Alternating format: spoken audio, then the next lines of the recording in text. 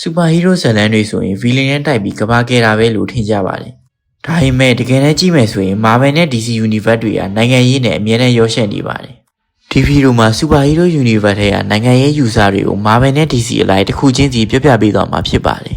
။နံပါတ်1အင်အားကိုဘယ်သူထိန်းချုပ်မလဲ။ Marvel ရဲ့အဓိကနိုင်ငံရေးမေးခွန်းကအင်အားရှိသူကိုဘယ်သူကထိန်းချုပ်မလဲဆိုတာပါ။ Avenger တွေကြောင့်လူအများထိခိုက်မှုဖြစ်လာတဲ့အခါအစိုးရက Sokovia Accord ဆိုတဲ့ဥပဒေကိုထုတ်လာပါတယ်။ Iron Man ကထိန်းချုပ်မှုမရှိရင်အခြေအနေပိုဆိုးမယ်လို့ယုံကြည်ပါတယ်။ Captain America ကတော့အစိုးရမာနေရင်အင်အားရှိသူကကိုယ်စိတ်နဲ့ကိုယ်ဆုံးဖြတ်ရမယ်လို့ယုံကြည်ပါတယ်။ဒါကလက်တွေ့ကမ္ဘာထဲမှာလုံခြုံရေးနဲ့လွတ်လပ်ခွင့်ဆိုတဲ့နိုင်ငံရေးအငြင်းပွားမှုကိုဓာတ်ရိုက်ပြထားတာပါ။နံပါတ်2လူနည်းစုနိုင်ငံရေး X-Men Universe ကတော့လူနည်းစုနိုင်ငံရေးကိုအလွန်ပြင်းပြင်းထန်ထန်ပြောထားပါတယ်။ Mutant တွေကိုလူတွေကြောက်ကြရတယ်။အဲ့ဒါကြောင့်မို့ခွဲခြားဆက်ဆံတယ်။ Professor X ကလူရင်းနဲ့ငြိမ်းချမ်းစွာနေရဖို့မျှော်လင့်တယ်။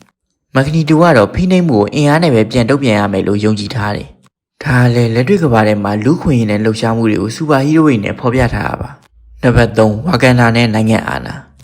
Black Panther ဇာတ်လမ်းကိုစူပါဟီးရိုးဇာတ်လမ်းတစ်ခုအနေနဲ့ပဲကြည့်ရင်အရေးကြီးတာတစ်ခုလွတ်သွားနိုင်ပါတယ်။ဝါကန်ဒါဆိုတာစူပါပါဝါရှိတဲ့နိုင်ငံတစ်ခုအဖြစ်ကိုစားပြုပါတယ်။သူတို့မှာအရင်းမြစ်ရှိတဲ့နည်းပညာရှိတဲ့အင်အားရှိတယ်။ဒါပေမဲ့အဲ့ဒီအင်အားကိုကမ္ဘာနဲ့မမျှဝေဘူး။ဒီနေရာမှာနိုင်ငံရေးမေးခွန်းတစ်ခုပေါ်လာပါတယ်။နိုင်ငံတစ်နိုင်ငံဟာအင်အားရှိလာရင်ကိုယ့်နိုင်ငံကိုပဲကာကွယ်ရမလားဒါမှမဟုတ်ကမ္ဘာကိုကူညီဖို့တာဝန်ရှိလားဆိုတာပါ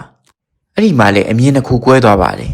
တီချယ်လာအပြောင်းလဲကိုဖြည်းဖြည်းချင်းလှုပ်ချင်တယ်ဝါကန်တာကိုဖွင့်မယ်ဒါပေမဲ့အကြမ်းမဖက်ဘူးခင်းမွန်ကတော့အတိတ်ရဲ့နာကျင်မှုတွေကြောင့်ဖိနှိပ်ခံရသူတွေအားနည်းသူတွေကိုကူညီခြင်းတယ်သူ့အမြင်အရအင်အားရှိပြီးမတုံးရင်အဲ့ဒါအပြစ်တစ်ခုပဲအဲ့ဒါကြောင့်ကင်းမွန်ကိုဗီလင်တယောက်လိုလွယ်လွယ်လေးပြောလို့မရပါဘူးသူဟာကမ္ဘာနဲ့ဆိုင်တဲ့မညီမျှမှုကိုအင်အားနဲ့ပြန်ပြခြင်းနဲ့အယူဝါဒကိုလက်ကင်ထားနေရပါDC Universe ရဲ့နိုင်ငံရေး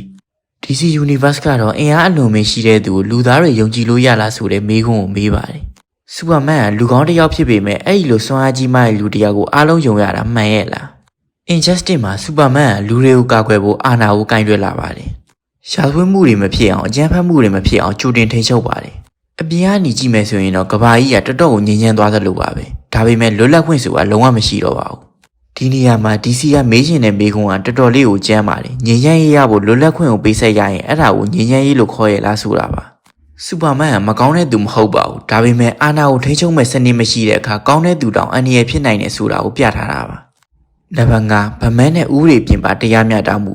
မကောင်းတာကိုတောက်မကောင်းတဲ့နီလန်းကိုသုံးရင်အဲ့ဒါရောမှန်ကန်ရဲ့လား။ဗမန်းကဥပဒေအပြင်ဘက်ကတရားမျှတမှုကိုကိုစားပြုပါတယ်။ဒါစောင့်ကြည့်ထိန်းချုပ်မှုနိုင်ငံရေးနဲ့ဆက်ဆက်နေပါတယ်။ခေါ်တဲ့မျိုးကမကောင်းတဲ့သူတွေကြောင့်ပျက်စီးနေတာမဟုတ်ပါဘူး။ချမ်းသာစင်ရဲကွာဟမှုအာဏာပိုင်အချင်းပြတ်မှုတရားမျှတမှုမရှိမှုဒီအရာတွေကလူတွေကိုမကောင်းတဲ့ဘက်ရအောင်တွန်းပို့နေရပါ။ဗမန်းကအာဏာပိုင်နေနဲ့ရဲတွေရဲ့အချင်းပြတ်ခြားစားမှုတွေကြောင့်သူကိုယ်တိုင်မကောင်းတာတွေကိုလိုက်လံဖြစ်ရှင်းခဲ့ပါတယ်။ဒါကြောင့်ဥပဒေအပြင်ဘက်ကနေကိုယ်တိုင်ဆုံးဖြတ်ပြီးကိုယ်တိုင်ပဲအရေးယူပါတယ်။တရန်းနိုင်မှာဗမန်းကတစ်မျိုးလုံးကိုစောင့်ကြည့်ရစနစ်တစ်ခုတိစောက်ပါတယ်။ရာဇဝတ်မှုတွေကိုတာဖို့လူအလုံးကိုစောင့်ကြည့်တယ်။ဒီနေရာမှာနိုင်ငံရေးအရာအရေးကြီးတဲ့မေးခွန်းတစ်ခုပေါ်လာပါတယ်။ဥပဒေအမပြည့်စုံတဲ့အခါလူတွေကအာဏာကိုကိုယ်တိုင်ယူလာတတ်ပါတယ်။ဗမန်းကိုယ်တိုင်ကမပြောပေမဲ့သူ့လုပ်ရက်တွေကအယူဆကိုလက်ခံနေရဆိုတာကိုမိမောင်းထိုးပြနေပါတယ်။အဲ့ဒါကြောင့်စူပါဟီးရိုးတွေဆိုတာဇလန်တစ်ပုဒ်အနီမေးရှင်းတစ်ခုရုပ်ပြစာအုပ်တအုပ်ထဲအများကြီးကိုပို့ပါတယ်။နိုင်ငံရေးအာဏာလူခွင့်ရေးတွေကိုဇက်ကောင်တွေနဲ့ပြောပြထားတာပါ။ဒါဆိုရင်အခုကြည့်နေတဲ့ brother တို့ရဲ့အမြင်အရဘယ်လိုလဲ။အင်အားရှိတဲ့သူကိုအစိုးရကထိန်းချုပ်တင်လားဒါမှမဟုတ်လွတ်လပ်ခွင့်ပေးတင်လား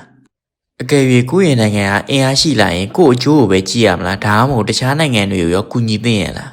ငြိမ်းချမ်းမှုရမယ်ဆိုရင်ရောလွတ်လပ်ခွင့်ကိုပေးဆက်ရအတန်းရဲ့လားကွန်မန့်မှာ brother တို့ရဲ့အမြင်ကိုလည်းပြောပြပေးခဲ့ပါအောင်နောက်ဗီဒီယိုမှာပဲပြန်လည်ဆုံတွေ့ကြပါမယ်